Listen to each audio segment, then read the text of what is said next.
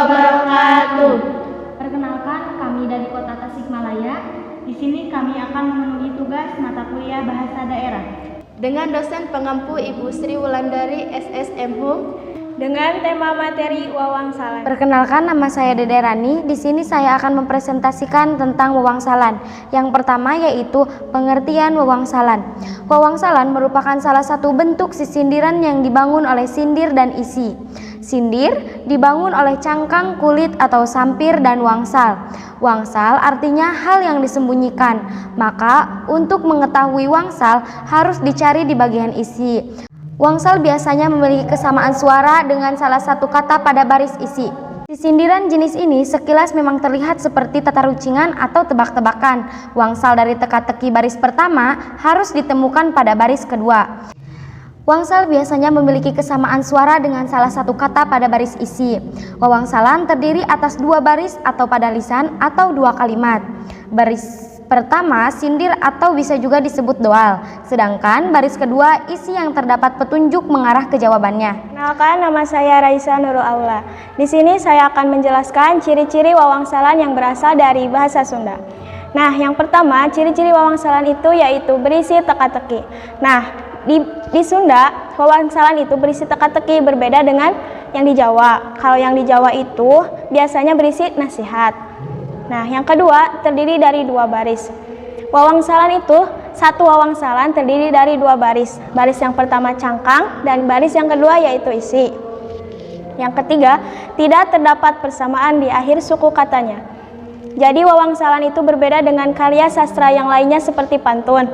Nah, jadi di wawangsalan itu di akhir kalimatnya atau di akhir katanya tidak harus berakhiran A atau A dengan A atau B dengan B. Berbeda dengan pantun.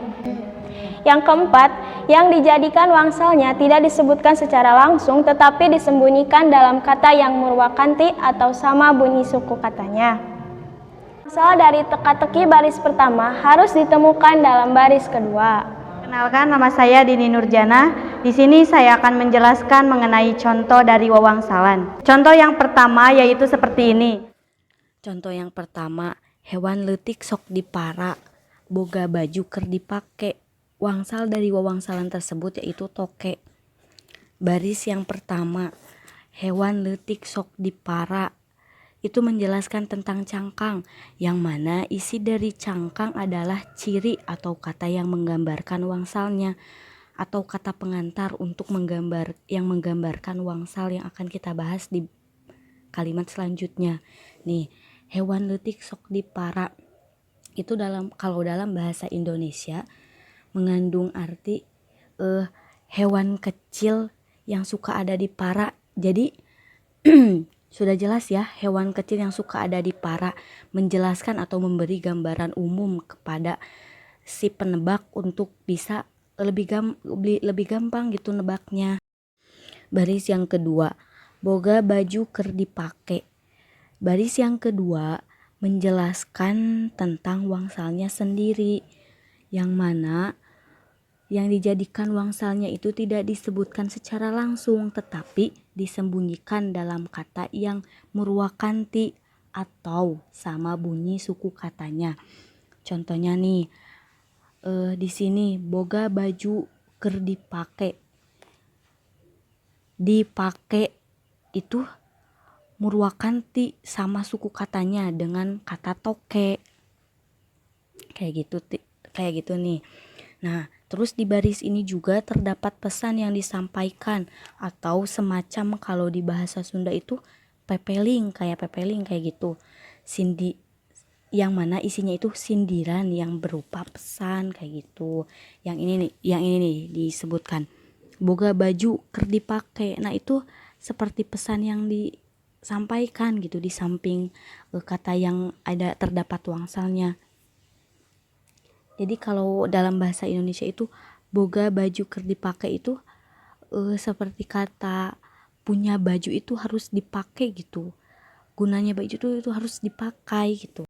Wawangsalan yang tadi itu termasuk ke dalam tipe prasa dan klausa. Kenapa bisa termasuk ke dalam tipe prasa dan klausa? Karena nih pada baris pertama Hewan leutik sok dipara termasuk ke dalam prasa karena menunjukkan objek yang bertempat. Yang mana yang dimaksud dengan tempatnya nih? Yang ini sok dipara menunjukkan objek yang bertempat kan. Nah, yang kedua, boga baju keur dipake termasuk ke dalam klausa karena terdapat subjek dan predikat. Jadi di dalam di dalam kalimat tersebut itu terdapat subjek dan predikatnya.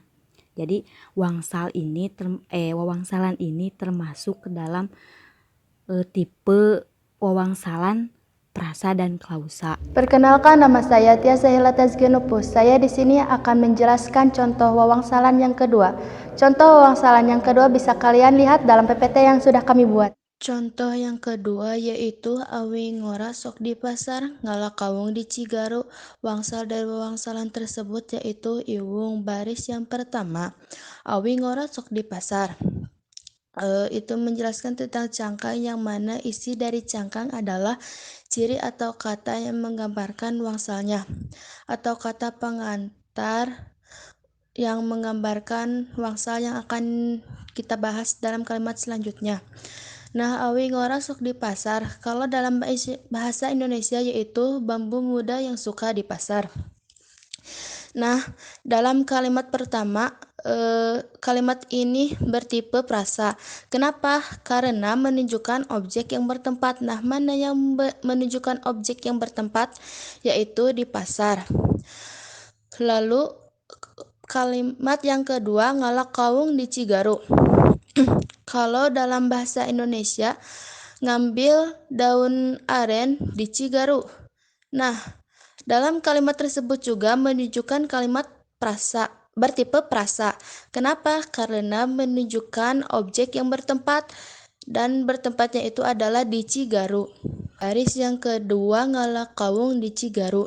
Baris yang kedua menjelaskan tentang wangsalnya sendiri, yang mana yang dijadikan wangsalnya yaitu tidak disebutkan secara langsung tetapi disembunyikan dalam kata yang murwakanti atau sama bunyinya suku katanya.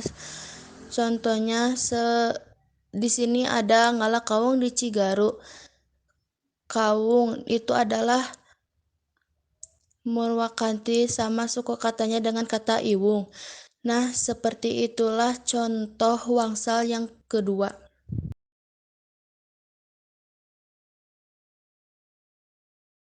Sekian yang dapat kami sampaikan. Mohon maaf bila masih banyak kekurangan dan kesalahan. Wallahul muwaffiq ila aqwamit thoriq.